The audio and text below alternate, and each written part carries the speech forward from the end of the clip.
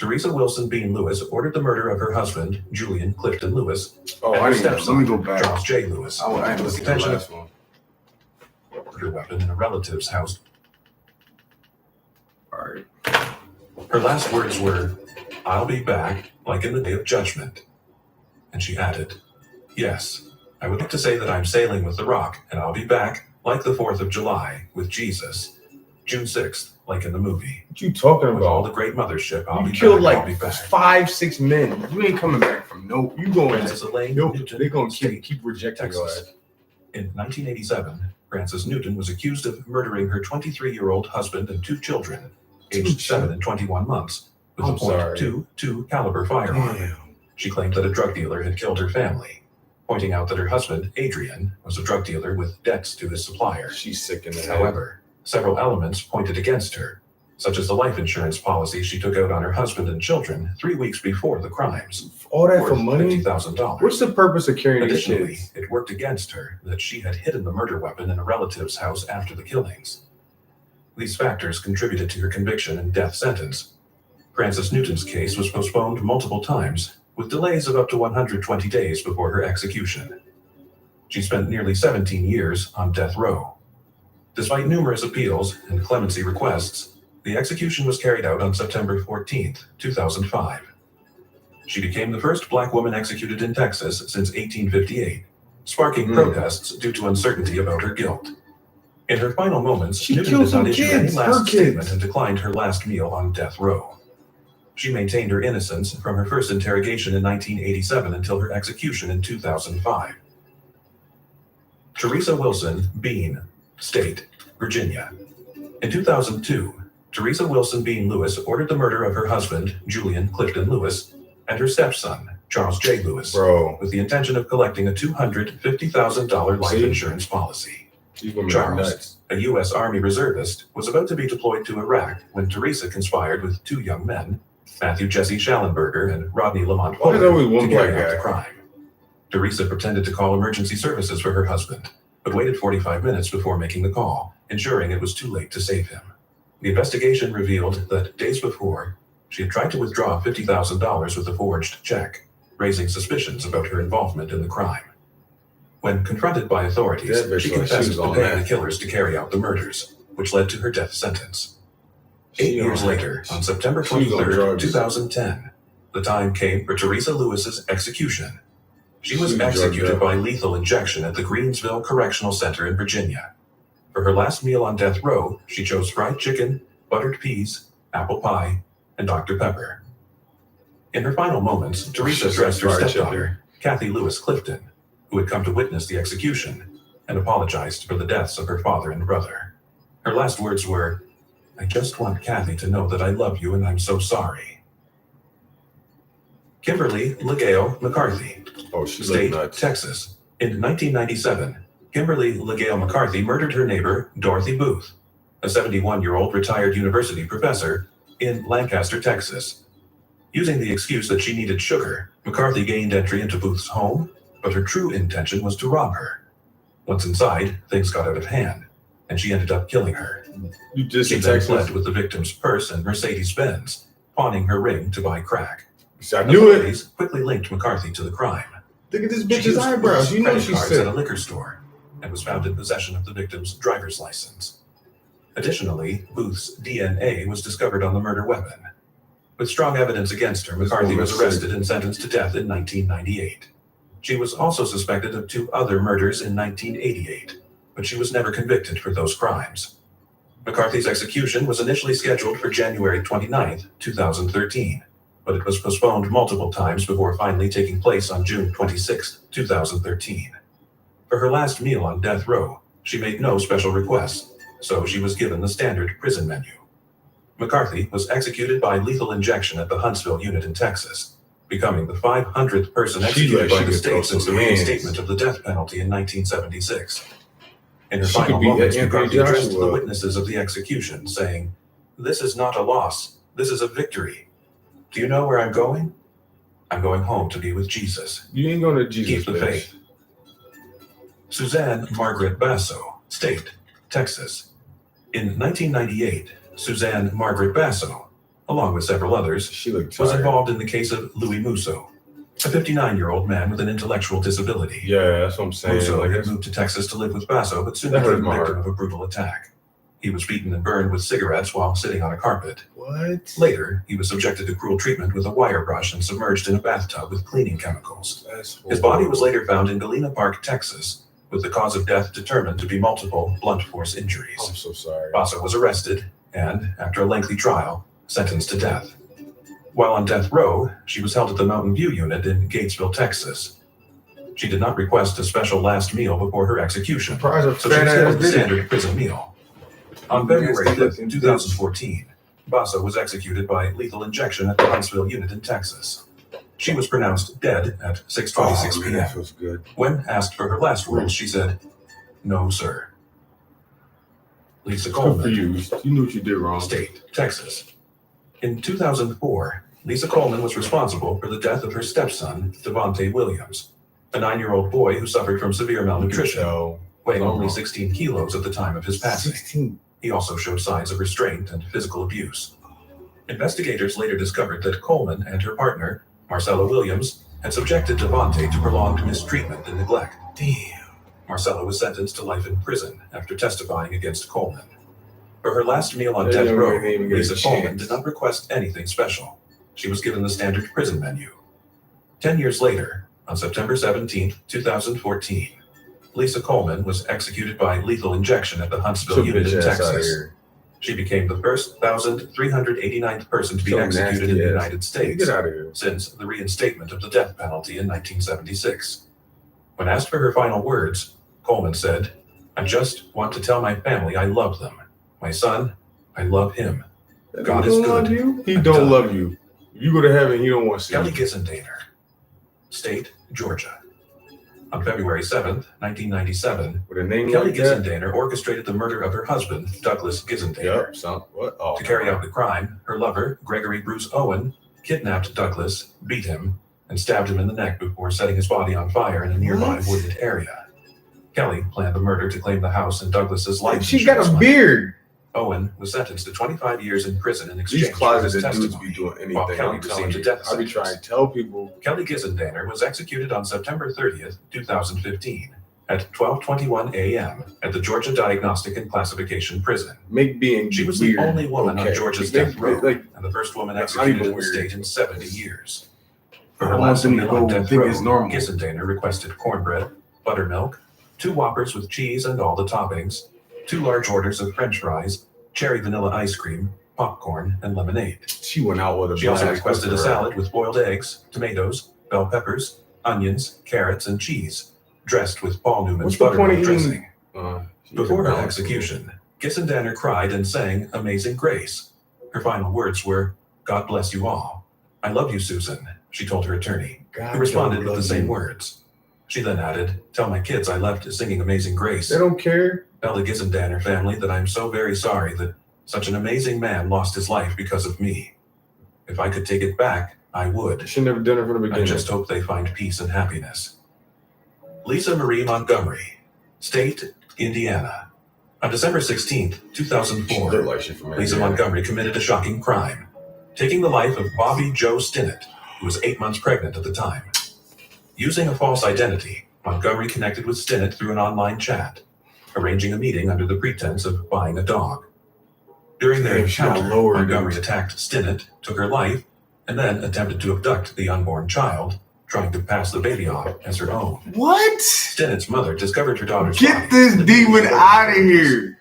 The baby Get was this. soon recovered and returned to Stinnett's family. She looked like a Lisa Marie weirdo. Montgomery was arrested and sentenced to death. You pulled the baby out the 13 lady years and then later, what? On January 13, She's sick, 2021, Montgomery became the first woman to be executed at the federal level in 67 Damn. years.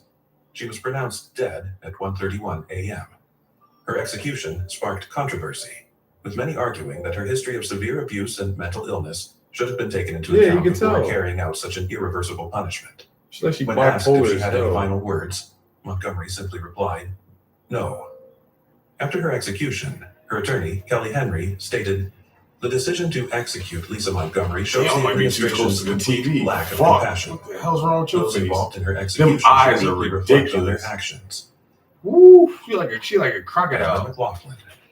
State, Missouri. What is this? In 2003, Amber McLaughlin, who was known at the time as Scott McLaughlin, That's what I was and gonna was say. assigned male That's at what birth, I was gonna had a say. tumultuous relationship with Beverly Genther, her former partner. Pretty. Despite Ish. Genther obtaining a restraining order, McLaughlin smile. continued to seek her out.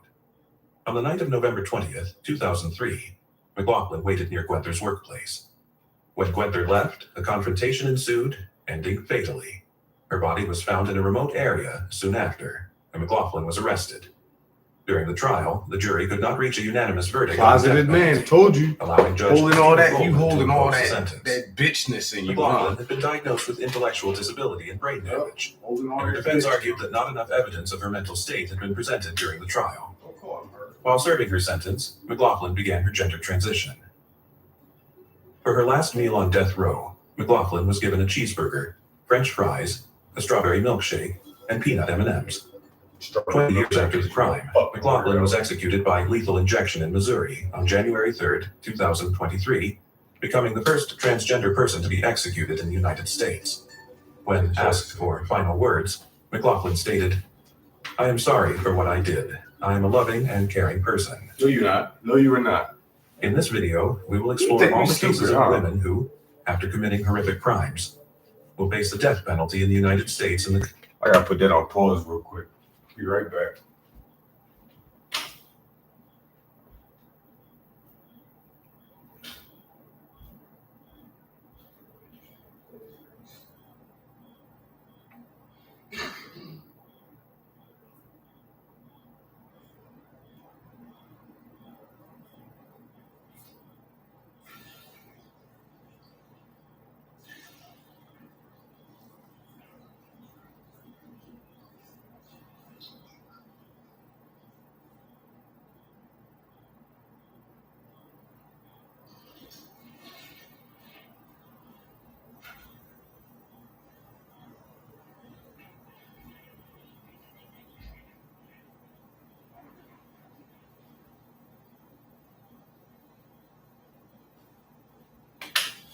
If you don't get your bitch ass out that closet,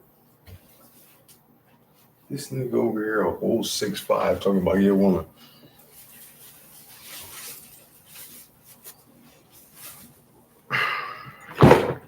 years, Christy Michelle Scott.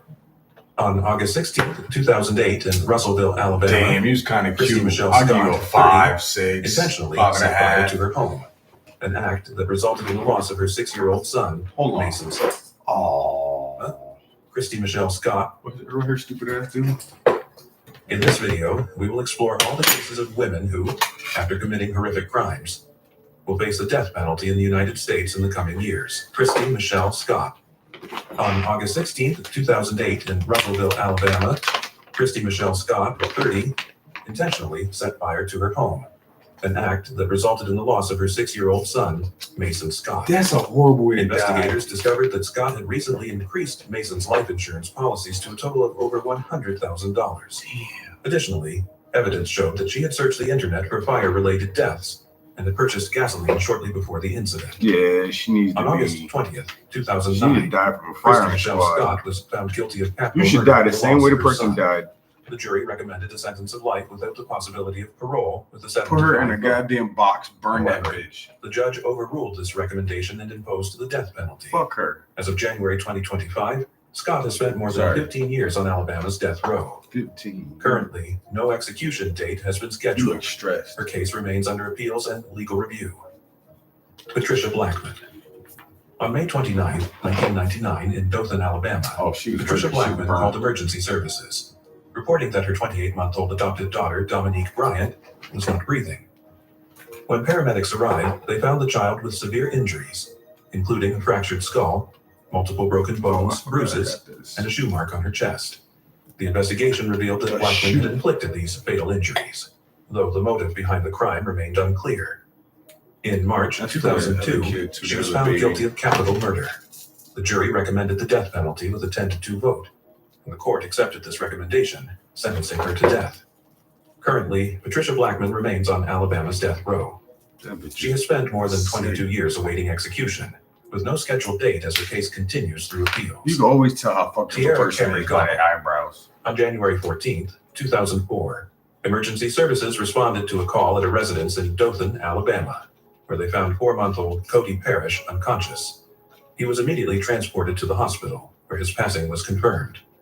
The autopsy revealed that the cause was severe head trauma, consistent with violent shaking or a strong impact.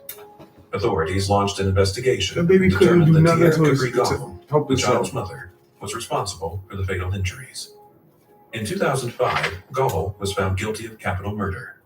After jury deliberation, with a 10-2 vote in favor of the death penalty, she was sentenced to die. She has some pretty ass lips. Though. Since then, she has remained on death row at the Julia Tutwiler Prison for Women in Wetumpka, Alabama. Now, 44 years old, she has spent nearly 2 decades in prison, You went from her looking case halfway remains cute under to looking appeal, and special. no execution date has been scheduled. Zap Wendy her. Andriano.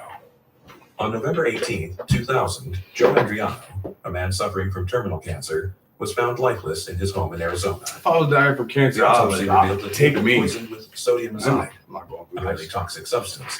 I'm not going through However, that. when poison did not take immediate effect, he was fatally struck with a bar stool.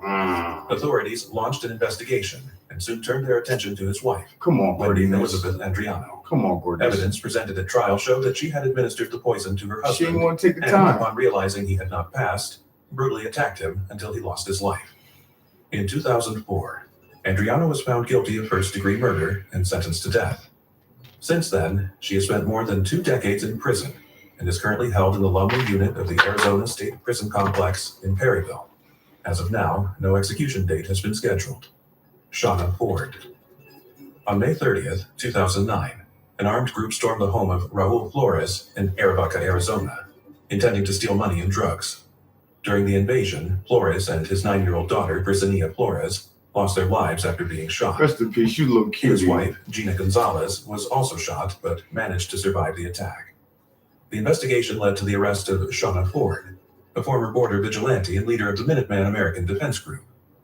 Authorities determined that Ford had planned the crime under the belief that Flores was involved in drug trafficking and had large sums of money in his home. Her accomplices, Jason Bush and Albert Gaxiola, were also arrested. In 2011, Ford was found guilty of 2 counts of first-degree murder and sentenced to death.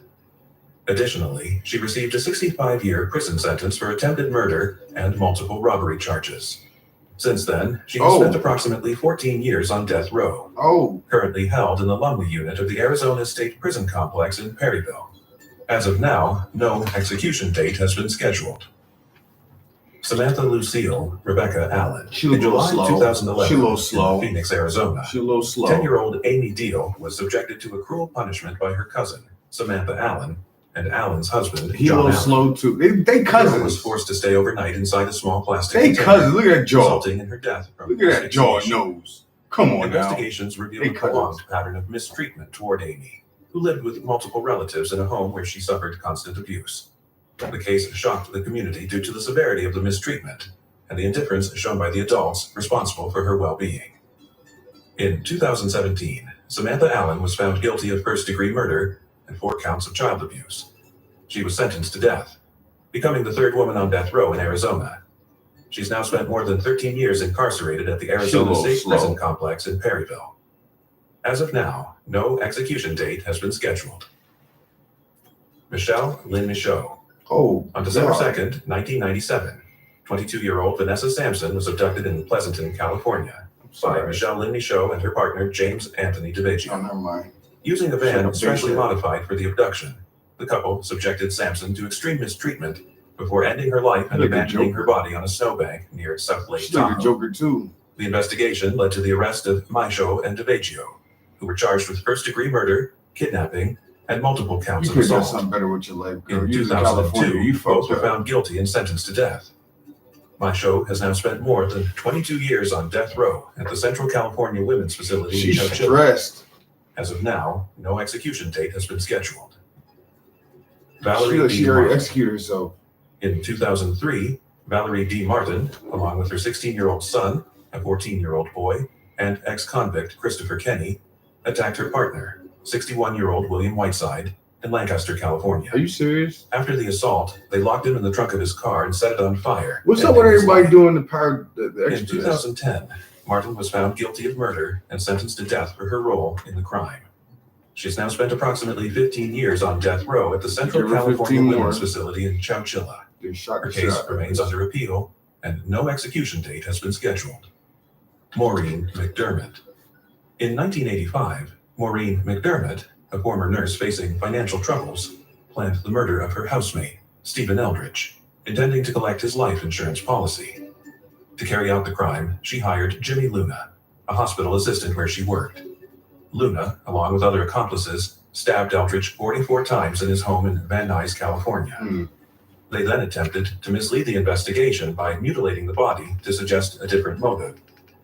In 1990, McDermott was found guilty of first-degree murder with special circumstances and sentenced to death.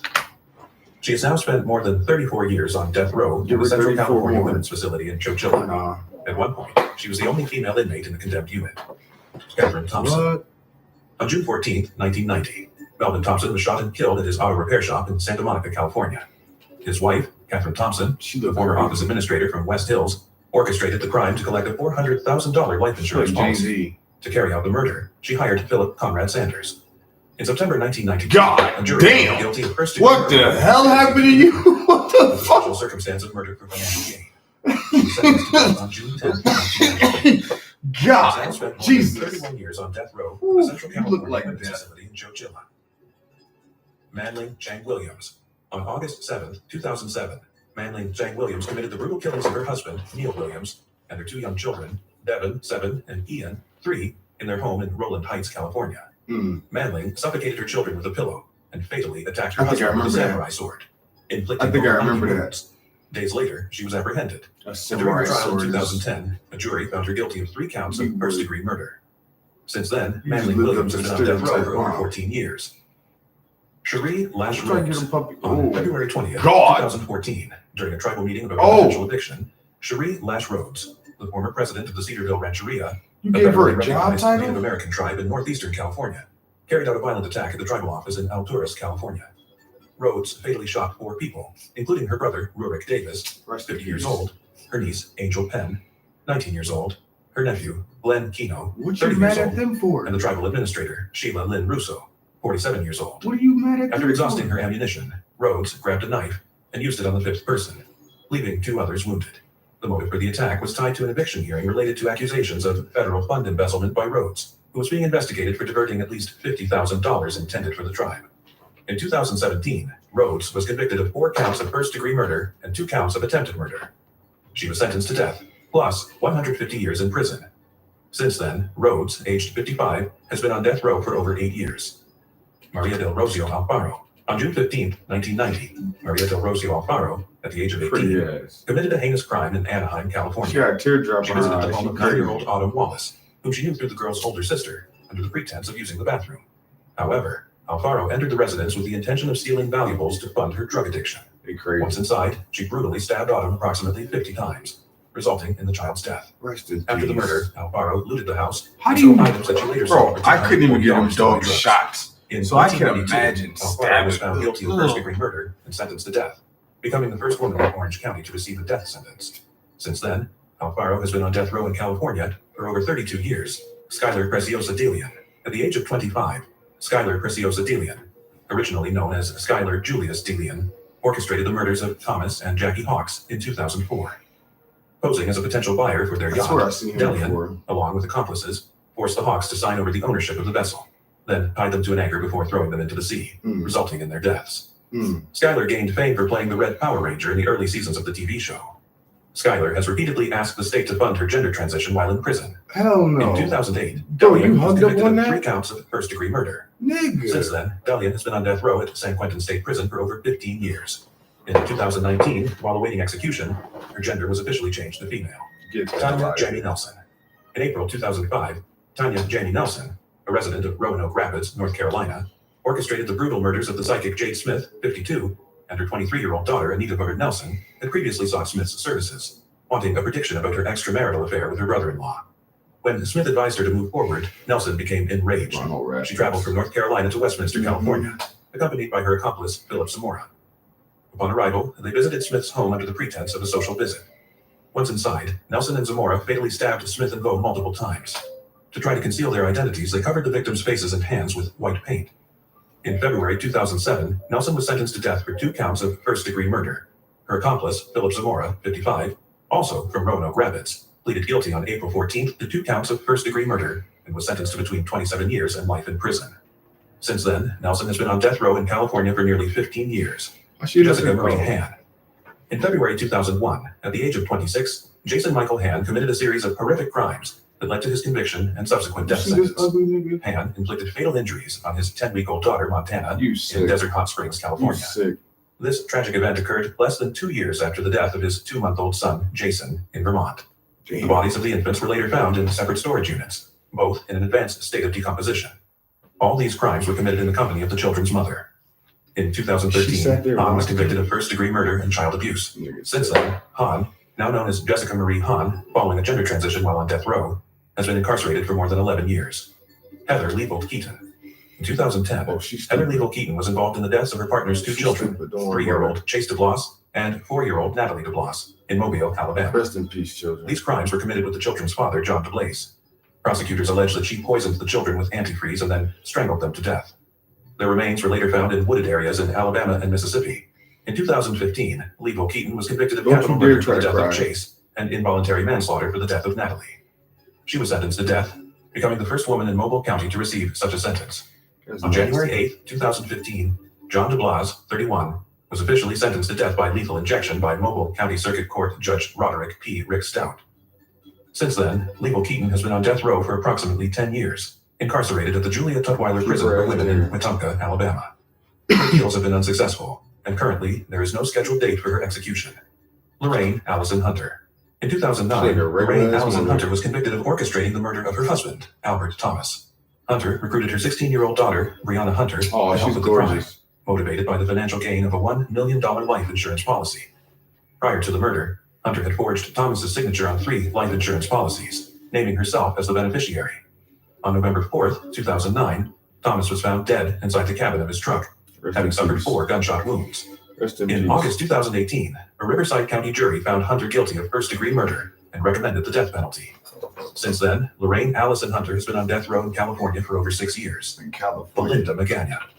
In May 2009, Belinda Magana, along with her boyfriend N.S. Narin, was convicted of the torture and murder of her 2-year-old son, Are you confused, Malachi, in Corona, California. Authorities discovered the lifeless body of Malachi, showing signs of severe abuse, Damn, what's up with bruises, these people burns, touching these and indications kids, of man? prolonged mistreatment. Magana and Narin tried to attribute the injuries to accidental causes, Why are you but medical messing with these examinations kids? contradicted their claims. In 2015, both were found guilty of first-degree murder with special circumstances of torture. Since then, Belinda Magana has been on death row in California for almost a decade, incarcerated at the Central California Women's Facility in Chowchilla. Susan Diane Eubanks. On October 26, 1997, at the age of 33, Susan Diane Eubanks committed the tragic murder of her 4 children. Brandon Armstrong, 14 years old, Austin Eubanks, 7 years old, Brigham Eubanks, 6 years old, and Matthew Eubanks, 4 years old, in San Diego, California.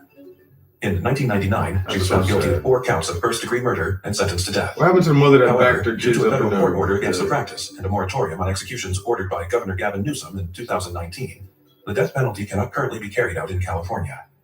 On October 4th, 2024, she was sentenced again to life imprisonment without the possibility of parole. Fuck her. As of January 2025, Susan Eubanks has been incarcerated for more than 27 years. Veronica Gonzalez. On November 6, 1995, 33-year-old Veronica Gonzalez, along with her husband Ivan Joe Gonzalez, committed the tragic murder of her 4-year-old niece, Jenny Rojas, in San Diego, California. Jenny had been removed from her mother, Mary Rojas's custody, due to her entering a rehabilitation program for drug addiction and the arrest of her husband for child abuse. Jenny and her siblings were initially placed with their grandmother, but later, because Veronica and Ivan had more space and resources, Jenny was taken to live with them. On November 6, 1995, Jenny was found dead in the Gonzalez household. The autopsy revealed that she had suffered severe physical abuse, including burns, bruises, and internal injuries. The cause of death was determined to be blunt force trauma. I'm so sorry. Evidence indicated that Jenny was forced to live in a box hung by her hands on a closet hook and was burned with a hairdryer. Veronica was arrested and charged with first-degree murder with special circumstances of torture and mutilation. In 1998, she was sentenced to death. As of January 2025, Veronica Gonzalez is 63 years old and has been on death row for approximately 27 years. Don't bail her out. Susan Caro. That night, Susan Caro shot and killed her 3 children while they slept in their beds. After the she's incident, sick. she was What's found in up the family with home and killing these arrested. kids? In 2002, Susan Carroll was convicted of 3 counts of first-degree murder with special circumstances, including multiple deaths. As of January 2025, Susan Carroll is 67 years old and has been on death row for approximately 23 years. Brooke Marie Rodiers. In 2006, 24-year-old Brooke Marie Rodiers, along with her accomplices Francine Epps and Omar Hutchinson, was involved in the murders of Milton Chavez and Marvin Gabriel in Riverside County, California. The victims were lured into a motel room under the pretense of a sexual encounter, where they were later robbed and suffocated. Rodiers used her underwear to suffocate the men, even forcing a pair of panties into one of the victims' throats. The motive behind these brutal murders was theft. In October 2010, Rodiers was convicted of first-degree murder with special circumstances of multiple murders and murder during the commission of a robbery. She was sentenced to death. As of January 2025, Brooke Marie Rodiers is 42 years old and has been on death row in California for over 14 years, incarcerated at the Central California Women's Facility in Hold on Chowchilla. strong, bitch. Kathy Lynn Saranana. In December 2005, She looks 30-year-old like she Kathy be Lynn mad. Saranana, along with her husband Raul Ricardo Saranana, was involved in the tragic deaths of their 2 nephews, 14-year-old Conrad Morales and 11-year-old Ricky Morales. Damn. The couple had taken the children into their home in Corona, California, with the intention of providing care. However, instead of offering a safe environment, they subjected them to prolonged abuse and neglect. In June 2009, Kathy Saranana was convicted of first-degree murder and sentenced to death for her role in Ricky Morales' death. First of all, look at Her her husband hair. Raul Look at the received a double similar chin, sentence for his triple involvement in chin. children's deaths. As of January 2025, Kathy Lynn Saranana is 50 years old and has been on death row in California for over 15 years. Her case is still in the appeals process. Cynthia Lynn Kaufman. Between October and November 1986, Cynthia Lynn Come on, Kaufman, girl, you have along with her partner potential. James Marlowe, committed a series of atrocious acts in several states, including the following crimes: the kidnapping and brutal murder of 32-year-old Sandra Neri on October 11, 1986 in Costa Mesa, California; the murder of 35-year-old Pamela Simmons on October 28, 1986 in Bullhead City, Arizona; the kidnapping and murder of 20-year-old Karina Noah on November 7, 1986 in Redlands, California; and the kidnapping and murder of 19-year-old First of Molly all, Murray on November 12, 1986 in Why are you Huntington Beach, killing people in California. California? The criminal spree of the couple ended on November 14, 1986, when they were apprehended. After their arrest, Kaufman confessed to the murders. Other defense attorneys argued that she suffered from battered woman There syndrome, are so many claiming beautiful that Marlowe people had in beaten her, California. You can manipulated her, go to the and starved beach. her, leading her to become involved in the crimes. In 1990, Kaufman was sentenced to death, becoming the first woman in California to receive a death sentence since the restoration of the death penalty in the state in 1977. You have so As of much January potential, girl. 2025, Cynthia Lynn Kaufman is 63 years old and man. has been on death row in California for approximately 35 years. They're eating box. Carrie Lynn Dalton. In 1988, Carrie Lynn Dalton, along with her accomplices, kidnapped She like Irene she Melanie tweaking. May, a woman known to them. They She held her was on some captive, drugs. subjecting her to severe physical abuse, including the use of battery acid, and eventually murdered her.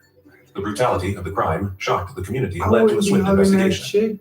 Dalton was arrested and charged with first-degree murder with special circumstances, including torture and stalking. In 1995, she was convicted and sentenced to death. As of January 2025, Carrie Lynn Dalton is 71 years old and has been on death row in California for over 35 This years. woman is sick. Margaret Ann Allen. On November 6, 2005, 49-year-old Margaret Ann Allen committed a chilling crime in Titusville, Florida. Allen lived with her daughter when she began to suspect that her former housekeeper, 51-year-old Wendy Wright, had stolen money from her. Tensions between the two women $5. escalated over these suspicions, and Allen believed Wright had taken $2,000 from her purse. Consumed by rage, Allen confronted Wright, accusing her of theft, and in a fit of anger, physically attacked Wright and forced her to swallow bleach and other chemicals. What? She then taped her mouth shut and killed her with a belt. Damn. Once Wright was dead, Killed her with a- Allen, with the help of 2 accomplices, disposed of Wright's body in an You knew isolated he was area there. in Mims, Florida. You know his It wasn't long stupid ass before was there too. investigators connected Allen Don't to the cry. crime. Don't cry. During the investigation, Not they found cry. evidence linking Allen to Wright's death, and she was arrested shortly afterward. You- In 2011, Allen was convicted of She first-degree looked murder like a with special fucking circumstances, street fighter. including torture and kidnapping. She The was sentenced to final death. boss. And As of that's what 2025, Margaret Ann Allen is 68 years old and has spent almost 14 years on death row. Hood right Kimberly box. Cargill. On June 18, 2010, 43-year-old Kimberly Cargill committed the murder of 39-year-old Cherry Walker in Tyler, Texas. Damn, she got a Cargill, black a body. mother of 4 and a nurse, lived with Wow. 2 of her children. Cherry Walker, a woman with intellectual disabilities, Oh, worked as a babysitter for Cargill's I'm so children, sorry. and the 2 had known each other for several years. On that date, Cargill tricked Walker into coming to her home under the pretext of needing help. Once inside, she attacked Walker and suffocated her to death to prevent her from testifying in a child protection case. Mm. After the murder, Cargill disposed of Walker's body, doused it with lighter fluid, and set it on fire. The investigation into Walker's death led authorities to Cargill, who was arrested in 2012 and charged with capital murder. During the Love trial, sex, it was you're revealed that fired. Cargill was being investigated by the Department of Child Protective Services Evil. due to allegations of child abuse. Her two younger children, Luke and Zach, were removed from her custody and placed in the care of relatives. Well, I hope. On May 18, 2010, Cargill violated the custody agreement by not returning her son to his mother after picking him up from daycare. Later, Cargill faced a custody hearing, and Jerry Walker received a subpoena to testify against her, which led to her death. In 2012, Cargill was convicted of capital murder. As of January 2025, Kimberly Cargill is 58 years old and has been on death row for approximately 14 years. Tina LaSonia Brown. On March 24, 2010, 39-year-old Tina Sona Brown committed the murder of 19-year-old Adriana Zimmerman in Pensacola, Florida. Brown was a mother to a daughter. When was this? Brittany Hold Miller, on. When was and had a this? criminal history related to Hold on. When was this? 14 years. Tina LaSonia Brown. On March 24, 2010, 39-year-old Tina Sona Brown committed the murder of 19-year-old Adriana Zimmerman in Pensacola, Florida. Brown was a mother to a daughter, Brittany Miller, and had a criminal history related to drugs. On the day of the crime, Brown, along with her daughter Brittany and neighbor Heather Lee, That's why ambushed Trayvon Zimmerman, got. attacking her with a stun gun, gagging her, and confining her in the trunk of the car. That's why that nigga was. The trio drove Zimmerman to a forest, where Yep. they beat her with an iron bar, doused her with gasoline, set her on fire, and left her to die. That's why this nigga was Zimmerman mad. survived long enough to identify Brown, Miller, and Lee as her He attackers, looks like before dying her. from her injuries 2 weeks later. After Zimmerman's death, authorities arrested Brown, her daughter Brittany, and neighbor Heather 2010. Lee. That was like 2 In years 2012, before. Brown was convicted of first-degree murder and sentenced to death. Her daughter, Brittany Miller, received a life sentence. This nigga was a And Heather Lee racist. was sentenced to 25 years in prison after testifying against Brown. As of January 2025, Tina Brown You is caused 54 years old Trayvon to and be. has been on death row for approximately 12 years. Robin Rowe. In the early hours of February 10, 1992, a fire consumed the duplex home of Robin Rowe in Boise, Idaho. At the time, Rowe was staying with a friend after a disagreement with her husband, Randy Rowe. The fire resulted in the deaths of her husband, Randy, 34, and their two children, Joshua, 10, and Tabitha, 8. Investigations That's so sad. revealed that the smoke alarm had been disabled, and an accelerant had been used to start the fire. Mm. Additionally, it was discovered that Robin, who was 34 years old at the time of the crime, had taken out large life insurance policies on her family members He before the loves incident. some money. Rowe was arrested on February 3, Messing with the 1992, kids and and loving charged some with 3 money. counts of and first-degree poisoning murder. During the trial, evidence was presented showing that she had a history of financial difficulties and had received insurance money in a previous incident in 1980, when her son Keith died in a fire under suspicious circumstances. In March 1993, Rowe was found guilty of all charges, and on December 16, She 1993, killed her she was son. sentenced to death. As of January 2025, Robin Rowe is 67 years old and has been on death row for Better stay approximately there. 32 years. Better stay there. Linda Anita Carty, a former schoolteacher from St. Kitts and Nevis, was convicted of the abduction and murder of a 25-year-old woman in an attempt to take her She's newborn gorgeous. son. Prosecutors argued that Carty orchestrated the crime with the help of drug traffickers, while she claimed she was framed due to her Wow. past work as an informant. Despite multiple appeals, including a She petition to the is U.S. playing Supreme on her Court, clearly. her conviction remains upheld. Brittany Marlowe Holberg. On November 13, 1996, Brittany Marlowe Holberg entered the home of 80-year-old A.B. Towery Sr. in Amarillo, Texas. During the attack, Towery was stabbed nearly 60 times with various objects, including a paring knife, a butcher knife, a grapefruit What do knife, you that and a matter fork. about? He also suffered blunt force trauma to the head from a hammer, and a 1-foot-long lamp pole was forced down his throat. What are you that Holberg was mad arrested about? months later in Tennessee and extradited to Texas. In 1998, a jury found her guilty of capital murder and sentenced her to death. Hold on. She remains on death row with no execution date. These niggas are crazy. Let's see. Texas. Yeah, miss execution. In this video, we explore the cases of young individuals who were executed in the United States for crimes committed as minors. We will look at details about their crimes, the judicial process they faced, their I last mean, ain't meal, that like and their final 90% of words. people? For the love of money. In this video, we will explore all the criminals currently on death row in Texas, awaiting execution. We'll look into their crimes, sentences, and the time they've spent in prison. Welcome to Criminal Records. Hector Acosta. On September 1st, 2017, in Arlington, Hector Acosta, a self-proclaimed hitman for the Northeast Cartel, took the lives of Eric Zelaya and Iris Chirinos, both 17 years old. Pretty. The crime was extremely violent and was meant as a threat against a rival cartel. Acosta claimed he committed the murders in retaliation for a previous incident involving Zelaya. He was sentenced to death, but as of now, no execution date has been set. Guy Allen. You like April Vince 3rd, Carter. 2002, in Travis County, Guy Allen fatally stabbed his ex-girlfriend, Barbara Hill, and her daughter with a pocket knife after Hill attempted to end their relationship. During the sentencing phase, the prosecution presented evidence of Allen's history of violence, including testimony from his ex-wife and proof that he had killed another man in a dispute over a gold chain in 1994. Convicted for these crimes, Allen was sentenced to death and has been on death row since March 24, 2004. Gary DeMart Allen. On May 10, 2000, in Harris County, Harry DeMart Allen was convicted of sexual assault and killing a 2-year-old girl. During his time in prison, 28-year-old Lottie Bourdon began writing to Carrie, which led to the formation of a romantic relationship. And now, they have developed such a strong bond that she refers to him as Dad. He calls her Daddy's little girl. She frequently tells him she loves him and has even adopted his last name. For the crimes committed against the girl, he was sentenced to death in 2020, and he has been on death row since May 30th, 2001. Juan Carlos Alvarez. On June 6, 1998, in Harris County, Juan Carlos Alvarez was convicted for his involvement in 2 drive-by shootings in Houston that resulted in the deaths of 4 people. He had lived illegally in the country for nearly 10 years before committing the crimes. Just 4 months prior, an immigration judge had decided to allow him to stay in the U.S. Alvarez has been on death row since November 17, 1999. He is currently 46 years old, Arturo D. Aranda. In 1976, Arturo D. Aranda took the life of a law enforcement officer during a narcotics operation in Laredo, Texas. On July 31, 1976, Aranda and his brother were arrested by undercover agents while transporting 500 pounds of marijuana in a truck. During the operation, Aranda shot and killed an officer. With a criminal history including a previous conviction for robbery, Aranda was arrested in 1978 after being sentenced for an aggravated sexual assault case. In 1979, he was charged with the officer's murder.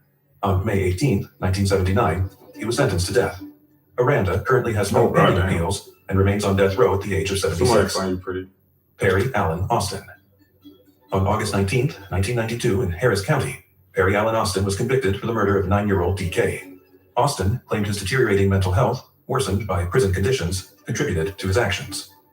In 1995, he stabbed another inmate and received an additional 20 years. In 2000, Austin wrote a letter offering to confess to DK's murder if guaranteed the death penalty. He later confessed to slashing DK's throat after anger over his brother allegedly stealing drugs from Austin's car. Austin has been on death row since April 25, 2002. Rigoberto Avila Jr. On February 29, 2000, in El Paso, Rigoberto Avila Jr. stomped on the stomach of his girlfriend's 19-month-old son, Nicolas Macias, causing fatal injuries. At the time, Avila was babysitting Nicolas and his 4-year-old brother and called 911, claiming the child was not breathing. Medical testimony confirmed that only Avila could have inflicted the fatal blunt force trauma. The defense suggested that the older child might have caused the injuries, but this was rejected by both the prosecution and medical experts. Avila was sentenced to death in May 2001 and has been on death row ever since. Carlos Manuel Ayestas. In 1995, Carlos Manuel Ayestas strangled a 67-year-old woman during a burglary at her home in Houston. During his trial, Ayestas claimed to have suffered multiple head injuries and had a history of alcohol and cocaine use, but no evidence of his mental health issues or substance abuse was presented. Despite this, he was convicted for the crime. Ayestas, a Honduran citizen, was sentenced to death in May 2001 and has been on death row since then. Juan Balderas. In 2005, Juan Balderas was involved in a gang-related shooting in Harris County. Despite maintaining his innocence, he was convicted for the crime. Balderas was sentenced to death and has been on death row since March 25, 2014. Anthony Barty. In 1996, Anthony Barty killed 37-year-old David Cook in Bexar County. Barty, fascinated by Cook's red Harley-Davidson motorcycle, murdered him during a robbery to steal the bike. Based on the evidence presented at trial, he was convicted and sentenced to death. He has been on death row since September 3, 1998, and currently has no execution date scheduled. Tedrick R. Batiste. In 2009, Tedrick Batiste and an accomplice targeted Horace Holliday for his white Cadillac and custom wheels. As Holliday left a club and drove down East X Freeway, Batiste opened fire on his car. Wounded, Holliday crashed into a gas station, attempting to crawl to safety, but Batiste followed and continued shooting. Police arrived as Batiste fled in the stolen vehicle, leading to a high-speed chase before his capture. Batiste was sentenced to death in 2011 and has been on death row since July 27th of that year. He currently has no execution date scheduled. Demon Dupree Blunson. In 2012, Demon Blunson shot and ended the lives of his 21-month-old son, Devian Blunson, and his partner's 6-year-old son, Jaden Thompson, inside a hotel in Laredo that was once a Holiday Inn. In 2016, he was sentenced to death, becoming the first death sentence in Webb County in 25 years. Since then, he has remained on death row, while his case has been the subject of multiple appeals related to his mental health and his ability to understand the judicial process. Alan Bridgers. On May 23, 1997, Alan Bridgers ended the life of 53-year-old Mary Amy at her home in Tyler. Bridgers had been living with Amy, who had recently borrowed money from a bank to build a fence and kept the cash in her purse, along with valuable jewelry. He later confessed that he killed her for the money and jewelry. That night, after Amy got into bed, Bridgers shot her in the throat with a .38 caliber revolver, What? took her purse and car keys, and fled. How'd that work? 5 days later, police in Fort Lauderdale, Florida, arrested him on a Texas warrant. Bridgers gave a taped confession to authorities. He was sentenced to death in May 1998 and has been on death row ever since. James Garfield Broadnax. On June 19, 2008, James Garfield Broadnax ended the life of a man during a robbery in Dallas County. He was later convicted of the crime and sentenced to death. He Crazy. has been on death row since September 2009. Micah Crawford Brown. On July 20th, 2011, Micah Crawford Brown shot and killed his ex-wife, Stella Michelle Doc Ray, while she was in her car with their 2 children in She was out Greenville, of the Hunt league, County. The murder stemmed from an ongoing dispute over custody. Brown was convicted of capital murder in May 2013 and sentenced to death by lethal injection. He has been on death row since June 10, 2013. He does not yet have an execution date. Eugene Broxton. In May 1991, Eugene Broxton took the life of Sheila Dawkins during a robbery at a motel in Channelview, Texas. Broxton posed as motel staff to gain access to the couple's room. Once inside, he struck both victims with a piston, tied up Sheila A Dawkins, piston? and shot her in the chest. Her husband, Waylon Dawkins, who worked for Brown and Root, survived a gunshot to the head and was able to identify Broxton as the attacker. Broxton was arrested and convicted for the murder of Sheila Dawkins in Too small 1992. to go, demon. Additionally, he's been linked to other murder cases that took place in April, I knew it. and he was sentenced to I death in thought 1992. What's Edward up? Lee Busby Jr. Edward Lee Busby Jr. was convicted of the abduction that and murder the of a same- 78-year-old woman. He kidnapped and robbed his victim, restraining her with duct tape over her nose and mouth, which led to her death. Prosecutors sought the death penalty, arguing that Busby fully deserved it. They described him as a career criminal with prior convictions for robbery, drug-related offenses, and evading arrest. Tyrone Cade.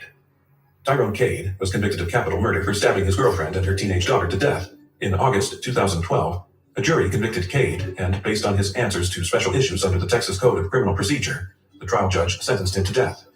Cade raised 44 points of error in his automatic appeal to the Court of Criminal Appeals. After reviewing his claims, the court found them all to be without merit and upheld both the conviction and the sentence. James Calvert. James Calvert was convicted of the murder of his ex-wife. After committing the crime, he kidnapped his 4-year-old son and fled the state. During the trial, Calvert represented himself in pre-trial hearings and the early stages of the murder trial before his right to self-representation was revoked in September. On October 1st, 2015, he was convicted of the 2012 murder of his ex-wife in Tyler, Texas. He currently does not have a scheduled execution date. Anibal Canales. Anibal Canales was convicted of the strangulation death of an inmate inside a prison cell. At the time of the crime, Canales was incarcerated at the Telford unit in New Boston, Texas, when Gary Dickerson was found dead by his cellmate. Prior to his death, Dickerson had repeatedly requested protective custody, fearing retaliation from prison gangs due to his involvement in contraband smuggling. Canales and William Spear were convicted of the murder. Canales admits he was a member of the Texas Mafia at the time, but maintains he had no involvement in the crime. Prison records indicate that on the night of the murder, no TDCJ officer reported seeing him near the scene. Canales was in a different cell under cell restriction. He was scheduled for execution in March 2023, but the date was postponed. He currently does not have a scheduled execution date. Talon Lashen Carter. Talon Lashen Carter was convicted of the murder of an 89-year-old man during a robbery. Carter and his girlfriend, Lakeitha Allen, planned the robbery after Lakeitha's mother suggested targeting the victim, who lived alone and kept cash at home. He looks On stupid. April 28, 2004, they went to his house. Lakeitha, who knew the victim, knocked on the door while Carter waited nearby. Once the victim opened the door, Carter forced his way inside and ordered him to the ground. While searching the house, Carter tied the victim's hands with duct tape to prevent him from moving. He then applied pressure to his head, suffocating him. They stole coins and an old gun before fleeing. Coins On in June the 18, 2010, 43-year-old Kimberly Cargill committed the murder of 39-year-old Cherry Walker in Tyler, Texas. I've seen this one. Cargill, a mother of 4 and a nurse, lived with 2 of her children. Cherry Walker, a woman with intellectual disabilities, Yeah. worked as a babysitter for Cargill's children, and the two had known each other for several That's years. so sad. On that date, Cargill tricked Walker into coming to her home under the pretext of needing help. Once inside, she attacked Walker and suffocated her to death to prevent her from testifying in a child protection case. After the murder, Cargill disposed of Walker's body, doused it with lighter fluid, and set it on fire. The investigation into Walker's death led authorities to Cargill, who was arrested in 2012 and charged with capital murder. During the trial, it was revealed that Cargill was being investigated by the Department of Child Protective Services due to allegations of child abuse. Her 2 younger children, Luke and Zach, were removed from her custody and placed in the care of relatives. On May 18, 2010, Cargill violated the custody agreement by not returning her son to his mother after picking him up from daycare. Later, Cargill faced a custody hearing, and Cherry Walker received a subpoena to testify against her, which led to her death. In 2012, Cargill was convicted of capital murder. As of January 2025, Kimberly Cargill is 58 years old and has been on death row for approximately 14 years. Linda Anita Carty, a former schoolteacher from St. Kitts and Nevis, was convicted of the abduction and murder of a 25-year-old woman in an attempt to take her newborn son. Prosecutors argued that Carty orchestrated the crime with the help of drug traffickers, while she claimed she was framed due to her past work as an informant. Despite multiple appeals, including a petition to the U.S. Supreme Court, her conviction remains upheld. Eric Dwayne Cathy. Cathy, a former mechanic and security guard from Houston, was convicted of the abduction and murder of Christina Castillo. Her decomposed body was found near railroad tracks in northeast Houston. Testimony at his trial indicated that Cathy led a group of 5 individuals who kidnapped Castillo in an attempt to rob her and her boyfriend of drugs and cash. Cathy was sentenced to death for these crimes and currently does not have a set execution date. Jaime Piero Cole. Cole was convicted for the shooting deaths of his estranged wife, Melissa Dawn Cole, and her 15-year-old daughter, Alicia Desiree Castillo. During the night in Houston, Cole was returning his children to the victim's home when an argument escalated. He shot the victim multiple times in the torso with a .22 caliber pistol. When the second victim intervened, she was also shot, and both victims were declared dead at the scene. For this crime, Cole was sentenced to death and currently does not have a set execution date. Dillian Compton. Compton was convicted in the beating death of prison guard Marianne Johnson at the Robertson Unit in Abilene, Texas. On July 16, 2016, while incarcerated for aggravated sexual assault on a child, Compton murdered Johnson. Her body, beaten and with signs of blunt force trauma and a fractured throat, was found in a storage unit within the prison. Compton was discovered with scratches on his face and under Johnson's nails. That's crazy. For this crime, Compton was sentenced to death. He does not have a scheduled execution date. Raul Cortez. Cortez was convicted for the murder of 4 individuals during a home invasion in Collins County, Texas. On March 12, 2004, Cortez and 2 co-defendants, Eddie Williams and Javier Cortez, went to a house pretending to search for a lost body. When the victim, a Hispanic female, answered the door, they forced their way in and tied her up. As 3 more victims, including 2 white males and 1 Hispanic male, arrived, they were also restrained and executed in a bedroom. The first victim was also executed in the same manner. After the killings, the trio fled the scene in a stolen vehicle belonging to one of the victims. Cortez was sentenced to death for his involvement in these crimes. He does not have a scheduled execution date. Bobo Cruz Garcia. Cruz Garcia was convicted for his involvement in a kidnapping and murder case in Harris County, Texas. On September 30th, 1992, Cruz Garcia, along with 2 co-defendants, forcibly entered the victim's home. They sexually assaulted the victim's mother and violently restrained her boyfriend. That's crazy. Afterward, they kidnapped the victim, a 7-year-old boy. The boy's skeletal remains were discovered on November 4th, 1992, in Baytown, Texas. I'm sorry. Cruz Garcia was sentenced to death for his role in the crimes. Fuck him. He currently has no scheduled execution date. Edgardo Rafael Cubas. On January 19, 2002, in Harris County, Texas, Cubas and other defendants abducted a 15-year-old Hispanic girl and took her to an open field where they sexually assaulted and killed her. For these crimes, Cubas was sentenced to death on June 7, 2004. Ricky Donald Cummings. Ricky Donald Cummings was convicted for his involvement in a shooting on March 28, 2011, in McLennan County, Texas. Cummings and 2 accomplices approached a vehicle containing 4 adult males, firing over 20 shots with various weapons. 2 of the victims were struck by multiple bullets, resulting in their deaths at the scene. The other 2 victims fled, but Cummings' gun jammed, preventing further harm. He got For these hurt. crimes, Cummings was sentenced to death on November 13, 2012, and remains on death row without a scheduled execution date. George Thomas He Curry. got something too. Curry was convicted for the murder of a Popeyes restaurant employee in Harris County, Texas. On May 1, 2009, Curry entered the restaurant armed with a 9mm handgun. He ordered the employees to the back of the store and forced the victim to open the store's safe, handing over the money. He never trusted Curry a black then put man the with other chapped employees in a lips. walk-in cooler, took the victim into a separate cooler, and shot him in the neck, shoulder, and back, resulting in the victim's death. Curry was sentenced to death for his actions. He currently has no scheduled execution date. Franklin Davis. Davis was convicted for the murder of a woman he had previously been involved with in a criminal case. On September 6, 2012, Davis used social media to contact the victim, pretending to be someone else. He arranged to meet her at her high school where, upon meeting him, she reluctantly got into his vehicle. He drove her to a trail near the Trinity River, where he shot her twice with a .380 caliber pistol. The victim fell partially into the river, and Davis pulled her onto the bank, where he stepped on her neck until she stopped breathing. What? After disposing of the weapon in a nearby pond, he was arrested on September 8, 2012. Davis was sentenced to death for his actions. He currently has no scheduled execution date. That's why. Irving Alvin Davis. On June 4, 2001, in El Paso, Texas, He's in the closet. Davis followed a 16-year-old Hispanic female from a party. He's just a Davis horny drug ass her into an nigga. elementary He school look yard where horny. he choked her with an unknown ligature and hit her in the head with an unknown object and killed the victim. Brian Edward Davis. In August 1991, Brian Edward Davis, along with his accomplice Tina Louise McDonald, took the life of 31-year-old Michael Allen Foster in his apartment in Humble, That shit Texas. feels so good. Davis and McDonald picked up Foster from a bar and took him to their apartment at 831 Wilson Road. There, Foster, who had a mental disability, was stabbed 11 times, 7 of which were in the heart. They stole his black leather jacket, and Foster's body was found 3 days later in the apartment. 6 days later, Davis and McDonald attacked another man by picking him up at a bar. They robbed and stabbed him, though the victim survived. The two were identified as skinheads, and the initials Of course. NSSH, National Socialist Skinheads, were found written on a wall in Foster's apartment. Davis was arrested and convicted for the murder of Foster, while McDonald's case was still pending at the time. Davis remains on death row in Texas, with no scheduled execution date. William George Davis. William George Davis was convicted for the murders of 4 people at the Christus Trinity Mother Frances Hospital in Tyler, Texas. As a nurse, Davis was found guilty of injecting air into the patient's arterial systems, causing their deaths after they had undergone heart surgery. The crimes took place in 2017 and 2018, with Davis being sentenced to death on October 29, 2021. The murders occurred in Smith County, Texas. Although Davis is believed to have had at least 11 victims with 7 fatalities, only charges were brought against him for the deaths of 4 individuals, as proving the others was difficult. Davis remains on death row in Texas with no scheduled execution date. Jason Wade de la Cerda. Jason Wade de la Cerda was convicted for the murder of his girlfriend's 4-year-old daughter, Brianna Nicole Lofton, on August 17, 2011. Thank you. The child died from blunt force trauma to the head. De la Cerda was sentenced to death in 2018 after a jury deliberated for 2 hours and 40 minutes. He was convicted in Hardin County, Texas, and has been on death row since March 8, 2018. De la Cerda faces the death penalty for his crime and currently has no scheduled execution date. Isidro Miguel de la Cruz.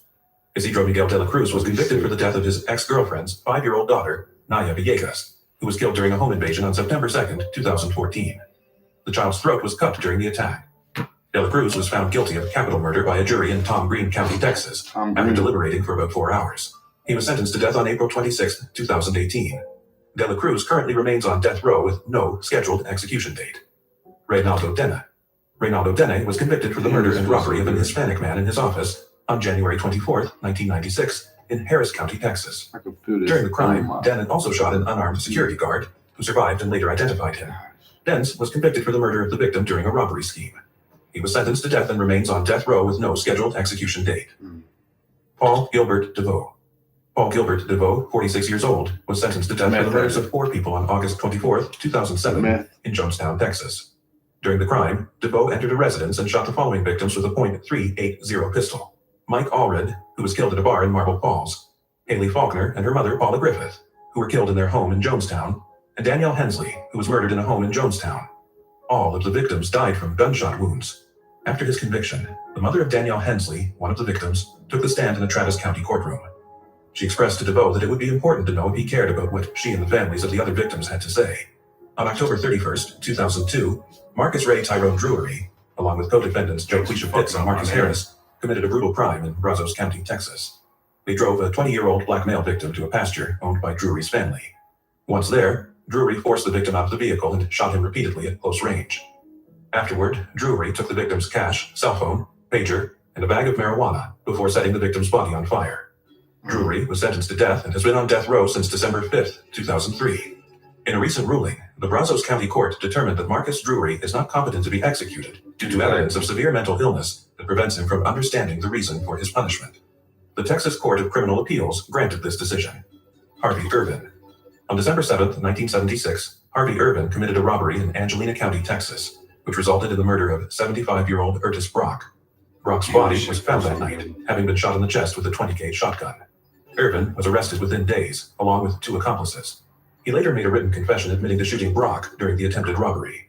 In August 1977, Irvin was tried and found guilty of capital murder on the 24th of that month. The following day, the jury sentenced him to death. Over the years, Irvin has filed multiple appeals and habeas corpus petitions, which have delayed his execution on several occasions. He remains on death row with no scheduled execution date. Gerald Cornelius Eldridge. Gerald Cornelius Eldridge was convicted for the shooting deaths of his ex-girlfriend, Cynthia Bogani, and her 9-year-old daughter, Teresa. On January 4, 1993, Eldridge shot and killed both victims in a Houston apartment. During the shooting, Cynthia's son, Terrell, and her boyfriend, Wayne Dotson, were also shot but survived. Terrell testified during Eldridge's trial, describing how his father shot his sister in the forehead at point-blank range after kicking down the door. What? He also recounted how Eldridge shot him in the head and described his mother being pursued and shot inside while trying to escape. This nigga. Eldridge was sentenced to death in 1994. He later appealed, claiming that he was mentally disabled and should not face execution. However, his appeal was rejected, and his death sentence was upheld by the Fifth Circuit Court of Appeals. Arely Carbajal Escobar. Arely Carbajal Escobar was convicted and sentenced to death in 2011 for the sexual assault and fatal stabbing of 17-year-old Bianca Maldonado Hernandez. Sorry. The crime occurred on May 31st, 2009, in Travis County, Texas. Concerns about the case arose when the reliability of the DNA evidence presented at trial was called into question. The crime lab that processed the forensic evidence was shut down due to quality Not issues. out tonight. In an unusual move, the very prosecutor who secured Escobar's conviction supported a review of the case, emphasizing the importance of maintaining trust in the justice system, especially in death penalty cases. Escobar's conviction is currently under review, and he remains on death row without a scheduled execution date. Joel Escobedo. On May 31st, 1998, Joel Escobedo fatally shot a man during a robbery at a bus stop in Houston, Texas. He was arrested shortly after the crime, and later confessed to the shooting. On May 5th, 1999, Escobedo was convicted of capital murder and sentenced to death. Over the years, he has filed multiple appeals, delaying his execution. Currently, he remains on death row without a scheduled execution date. Larry Edgar Estrada. On February 21st, 1997, in Houston, Texas, 18-year-old Larry Estrada. That was the bringing energy. Oh my God.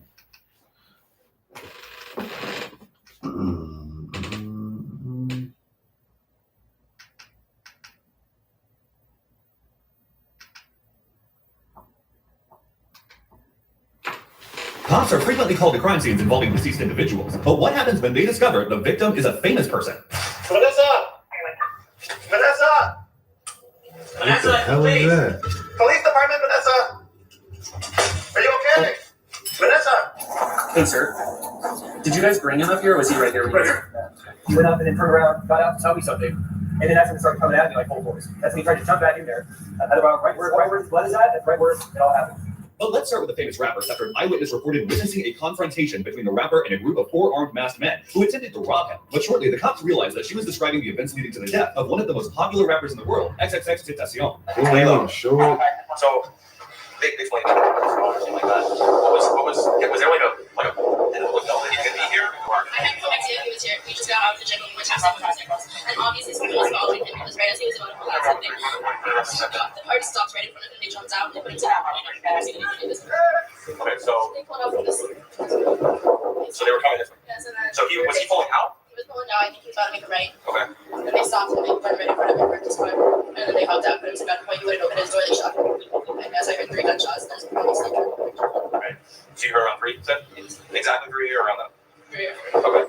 Where were you when you saw it? You were in the parking lot? You ain't gonna try to blow my girl's face out. Okay. And then, so did you know it was him when he was pulling out? Well, yeah, he's a celebrity, so we saw him walk out. We said hi to him. He said hi. He jumped in his car and he left. And then I saw that car pull up, and then I heard gunshots. So me and my friend ran back to the entrance, and then they left, and we ran back to see if he was okay. Mm-hmm. Did you see who shot him? No, they were wearing masks. Yes. Did they jump out of the front or the back? I'm not sure. I couldn't Okay. see. That's just the front. Okay. And then they were wearing masks? Yeah, Or not clothing, hair, It was anything? black. I think they're also African American. Okay. They're fully covered. Fully Obviously, covered. it's And black clothes? Okay. The incident happened on June 18, 2018. U.S. rapper Jonte Dwayne Ricardo Onfrey, popularly known as XXXTentacion, was leaving a motorcycle store in Deerfield Beach, Florida. As he attempted to exit, a Dodge Journey SUV blocked the parking lot entrance. 2 armed masked men emerged from the SUV and confronted XXXTentacion, who was sitting in the driver's seat of his BMW. During the struggle, XXXTentacion's friend, who was in the passenger seat, fled the car, leaving the door open. This triggered the car's safety feature, which automatically put it in park when doors are open, preventing XXXTentacion from escaping. That's The assailant trash. shot XXXTentacion 3 times and stole a bag containing over $50,000. Although officers had gathered some information from eyewitnesses, they continued discussing the details of the incident among themselves at the scene. Yeah, I He was probably like, yo, I didn't get any pulse pressure out here. They put these on and they said they he had some. opened the They said door, they were- bro. I know. So, That sounds a little I don't know if suspicious they, too, rushed though. over, so. It looked like there was a little bit of blood on his collar. I didn't see anything. This girl is the witness that I talked to. I didn't talk to the gentleman yet, but supposedly she was standing over by the silver van, saw him pulling out. Blue car pulled up here, kind of blocked him off. 2 guys jumped out, fully masked up, complete coal black. She said they had a good plan. Yeah, you know the way that it happened. I was wondering why he didn't pull off. I don't know. They were here for motorcycles. They just left the gym and they wanted to come over and look at motorcycles. They were inside as they I were was coming out. wondering why he They didn't saw pull something off. happen. They ran back toward the front door, and then once they drove off, they ran back over to check on him. You kidding? You okay? Yeah. She said it had to have been set up because the second he was pulling out, they pulled that car up and they were fully dressed up.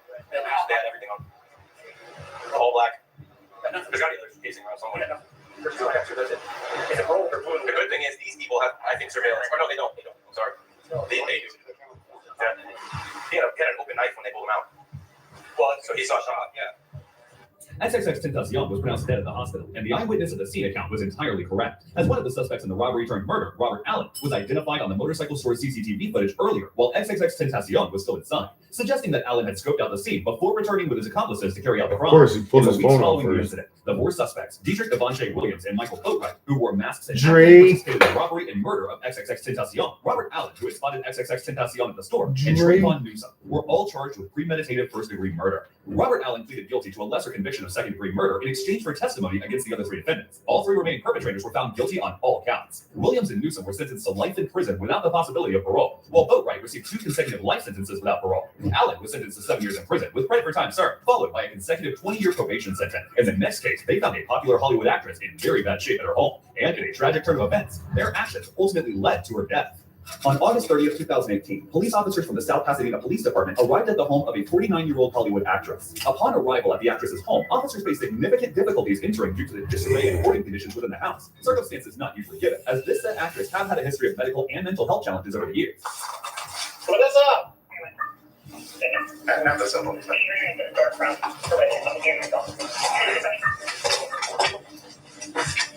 Vanessa! Vanessa, please. Police department, Vanessa! Are you okay? The person the cops were searching for was Vanessa Marquez, best known for her role in the 1990s medical drama series ER. She's They had to pretty. navigate through the clutter in her Damn, apartment she's before finally gorgeous. reaching her in the bedroom, where she was found Damn. already in extremely poor condition. Vanessa! Vanessa, are you okay? The police. Damn. It's the police! Damn. Seizure? She's having a seizure. Okay. We're just making sure you're okay. Marquez insisted that she did not want to be taken to the hospital. However, her claim of having a seizure combined with her visibly malnourished state prompted the officers to disregard her pleas and call for medics who arrived promptly. Vanessa, everybody's concerned for your safety. So, well, they called us and they sent us over here to check up on you. So you understand my concern about the seizures? You're not by yourself with seizures. You understand that that's a huge concern for me? Yes. Take this medication. When was the last time you saw your doctor? Trusting. They trust your medication. Had you had seizure before? Was that the first one? Do you have a history of seizure? Marquez could not be left in her extremely poor condition and unsuitable living situation, coupled with the fact that her medical history revealed she suffered from bipolar disease, obsessive compulsion disorder, anorexia nervosa, agoraphobia, celiac disease, fibromyalgia, and depression, conditions that had ended her acting career and left her nearly homebound. Given these factors, the officers and medics decided to place her on a WIC 5150 hold, a California state law, which mandated involuntary psychiatric hospitalization after she refused to go to the hospital voluntarily. Vanessa, I'm going to read you something, okay? So my name is Officer Carrillo. I I'm a feel police my officer with South chest Pasadena just Chief. You are not under criminal tearing arrest, but apart. I am taking you to an examination by a mental health My professional shoulder. at Huntington Memorial Hospital. You'll be told your rights by the mental health staff. You may bring a few personal items with you, which I will have to approve. Please inform me if you need any assistance. Turning off any appliances will help you out. Okay, so you're not under criminal arrest, but you are coming with us. We're placing you on a 5150 hold, okay? As gravely disabled and a danger to yourself, okay? We've already had this discussion, and it's beyond that now, okay? Marquez repeatedly refused to comply, verbally expressing her objections. However, when she felt the officers were not taking her seriously, she escalated the situation in a manner that ultimately had fatal consequences. Yeah. Wait.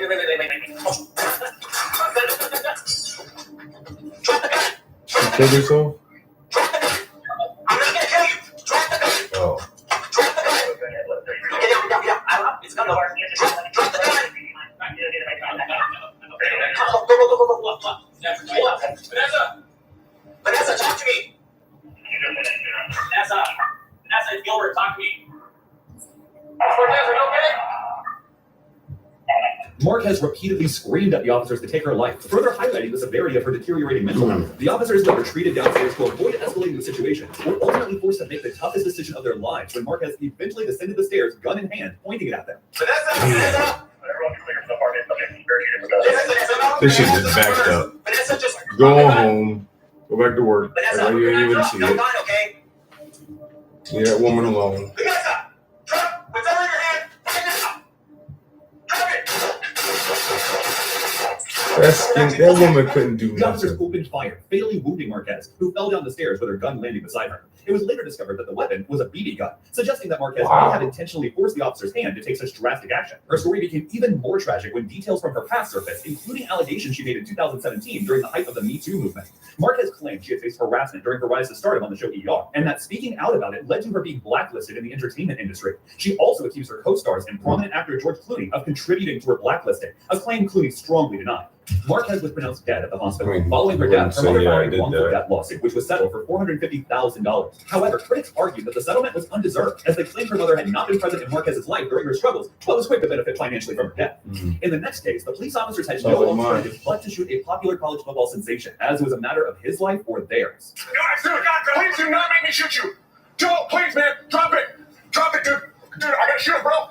On November 30th, 2020, Phoenix police officers were called to a scene involving a former NFL player who was an All-American player at Chaparral High School, went on to play for Stanford University, and had brief stints with the Cincinnati Bengals and New Orleans Saints. Around 2 a.m., he was reportedly seen dancing in the streets and jumping on the oncoming cars. When the police arrived, he pulled out a firearm, leading to a fierce confrontation. Hey, drop the gun, dude. Hey, please, drop the gun. Drop the gun. Man, Trisha, hold here. He's got a gun. Drop the gun. Hey, drop the gun, man, please. Please drop the gun. That gun, man. Please drop it. Please drop the gun, dude. Please drop the gun, man. Please do not make me shoot you. Please do not make me shoot you. Don't, please, man. Drop it. Drop it, dude. Dude, I gotta shoot him, bro. Drop the gun. Shoot him. No, Trisha, 998. Shoot him in leg. Drop the gun. Drop it. Drop it. Drop the gun, dude. Come on, don't make me shoot you again. Drop it. Despite being shot by the officers, the college football star continued to hold on to his gun as if he had a death wish. Additional officers soon arrived on the scene with non-lethal weapons, attempting to get Udofia to drop the firearm so they could provide him with medical assistance. Hey, stun bag. Drop the gun. Let my ankle lose so much. Stun bag. Drop the gun. Drop it. They could have non-lethal rounds on them. Like, you know, Even it after should being be. hit with beanbag rounds, he still refused to let go of his gun. Confirming his apparent death wish, he pointed the gun at the officers once again, prompting them to return fire.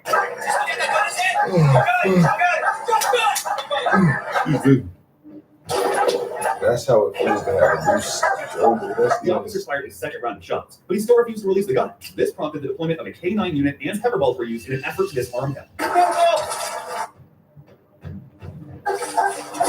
No way for the gun.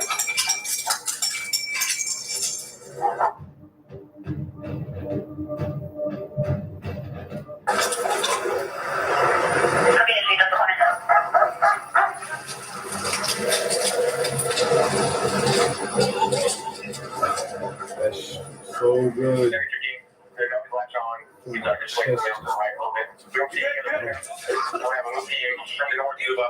With the K-9 pulling him away from the gun, officers equipped with shields approached him and provided medical aid before medics transported him to the hospital, where the ex-football player, 33-year-old Ikom Udofia, later died.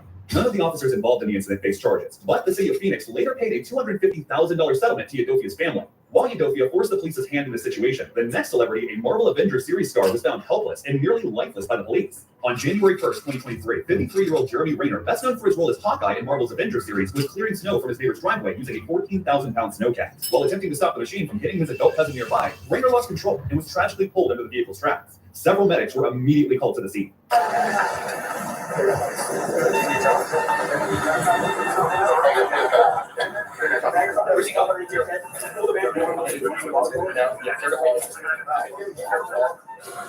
Is that they said they're going around?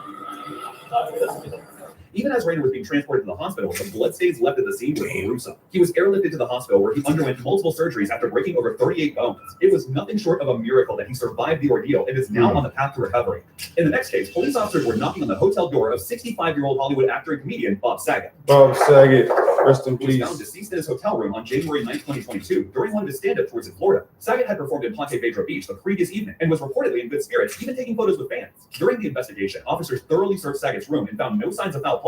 The autopsy confirmed this, revealing that Saget died from an accidental blow to the back of his head, most likely from a fall, which led to fatal injuries, including the subdural hematoma and subarachnoid hemorrhage while he slept. Saget's family later sued to prevent the county police from releasing documents and footage from the investigation, Damn, which explains Bob. why we didn't use any footages of the police search and show Saget's body. Damn, Bob. I ain't asked for that. My nigga Bob. Female porn stars who died. Ooh.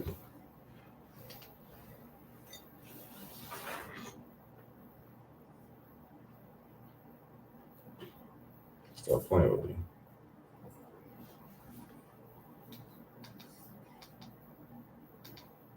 I said play. The adult entertainment industry has seen the rise of many influential female stars, some of whom tragically passed away at a young age. These women left their mark on the industry with their performances, reshaping perceptions and contributing to the evolution of adult films. Despite their untimely deaths, their influence I continues to really resonate. don't. Sorry.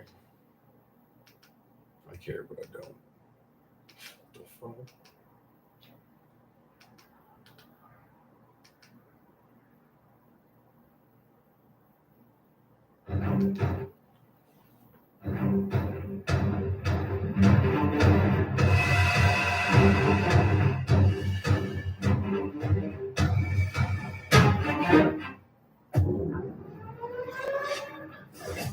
On Sunday, March 19th, 1978, a 15-year-old boy named Willie Bostic was riding the subways looking for someone to rob. He'd been in and out of court on various charges since he was 9, and he'd learned that there was little force behind the dispositions rendered in Manhattan's family court. He faced a hearing on attempted robbery and knew that a loving couple had started proceedings to adopt him as a foster child, since his own father was in prison and his mother had little to do with him. Because the state needed time to process the adoption papers, Willie was out roaming around. One evening, he'd found $380 in the wallet of a sleeping passenger on the subway train, and he'd used it to buy a gun from Charles, the man currently living with his mother in Harlem, a man who told him that using a gun would get him respect on the streets. Charles sold him a .22 for $65. Willie bought a holster and strapped it to his leg. Wearing it made him feel powerful. At 5:30 in the afternoon that Sunday, he found himself alone with another rider on a number 3 IRT train. The passenger, a middle-aged man wearing a gold digital watch, was asleep. Willie kicked it, and getting no response, began to work the watch off his wrist. He noticed that the man was wearing pink sunglasses as well, which reminded Willie of a counselor from juvenile detention whom he had despised. It irritated him. The man suddenly opened his eyes, and Willie reached for his gun and shot him through the right eye of the sunglasses, piercing his brain. Wow. Then the passenger threw up his hands in defense and screamed. Willie panicked at the thought that he might not die, so he shot him again in the temple. The man fell back against the wall and then slumped to the floor. As the train pulled up to its last stop near Yankee Stadium, Willie took his victim's watch, found $15 in his pants pocket, and also slipped a ring off his finger, which he sold on his way home for $20. The shooting victim was identified as Noel Perez, 44, who worked in a hospital and lived by himself. The papers called it a random shooting with no apparent motive. Little could be done to find the culprit. For Willie, the fatal encounter was his destiny. He'd lived much of his life toward this moment, to know what it was like to take a life. Even more empowering was the fact that no one saw him. He even told his sister what he had done, yet there were no immediate consequences. He'd gotten away with murder and felt that it was no big thing to kill a man. Now he was bad as he told everyone he'd be one day. Willie was living out a legacy that had come down to him from a history of violence rooted in one of the most savage counties in the South, Edgefield County, South Carolina. In 1760, the Cherokee tribe massacred scores of settlers, and homeless men soon formed into outlaw gangs that abducted women and tortured wealthy planters to get their valuables. The first organized vigilante group, known as the Regulators, started here, introducing yet their own strain of abuse and sadism. The American Revolution in 1775 inspired backwoods violence by cavalry under the command of Bloody Bill Cunningham, who raided farms and massacred settlers. The constant fighting left people in Bloody Edgefield, which had double the state's average murder rate, with a callous attitude toward violence. A gentleman's warrior code arose that involved fighting for one's honor. Dueling became a cherished part of the culture, despite being outlawed. Edgefield County came to be known as a place that had more daredevils and adventurers than any county in the state, perhaps in the country. The Edgefield character was reputed to be intense and fiery. Violence was part of this region's heritage. Willie's ancestors were slaves in this county, at Mount Willing. The first Bostic appears on voting records in 1868, after the slaves were freed. The family name came from an Edgefield planter, John Bosquet. In 1850, he owned 221 African slaves. He acquired Reuben, who took his master's last name, which eventually became Bosquet. Reuben was sold to Francis Pickens, who owned over 500 slaves. He married, and his son Aaron was Willie's great-great-grandfather. Aaron was sold away from his family when he was only 10 to a hot-headed master who was among those responsible for the deepening anger among the slaves toward their white masters. Aaron was freed in 1865 at the age of 17, and he signed a labor contract with a white planter in the area to work in exchange for some of the crop. He married, but life proved to be a constant struggle. He felt that the white men were swindling him, but he understood the necessity to accommodate them. Around him, the Ku Klux Klan were beginning to harass freed slaves, and he wanted to take no chances. He had a son, Clifton, who was called Pud. This boy grew up with a streak of pride and resistance. He wanted respect. Reputation was everything, and he considered himself the white man's equal. Pud was gregarious and persuasive, and since his mother's father had been white, he inherited a light complexion. When he was 21 and working as a sharecropper in the cotton fields, the landlord decided to whip him for being a bad slave. Hood would have none of that, so he grabbed the whip, snatching it away, and pulled the man from his wagon. Then he walked away. Nevertheless, he had gained a reputation that day as someone to be feared. When he was short of money one day, Hood broke into 2 stores, taking $12. He was arrested, but escaped. 3 weeks later, the sheriff recaptured him, and he was sentenced to a year of hard labor on the county chain gang. When he completed his time, he returned to his community as a hero, a bad man. He was getting the respect he wanted, and he was one of a new breed of African-American folk heroes, the Black Bad Man.